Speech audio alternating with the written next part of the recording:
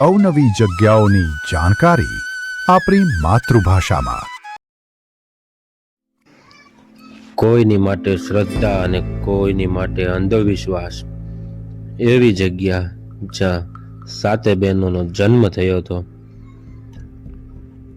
ગામ રોહિશાળા. અને આ ગામમાં આજે પણ માતાજી વરખડીના ઝાડ નીચે મગર સ્વરૂપ સાક્ષાત દર્શન આપે છે. જોવાવાળા માટે આ અદ્ભુત નજારો છે અને ન માનવાવાળા માટે આ એક અંધશ્રદ્ધાનો વિષય છે.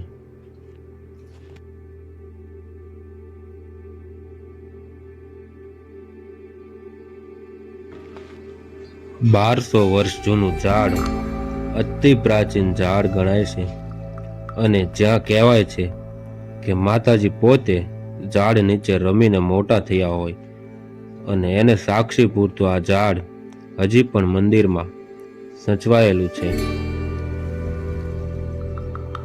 અને માતાજીના પરચા સ્વરૂપે તે ઝાડની નીચે આજે પણ મગર બેઠેલી છે.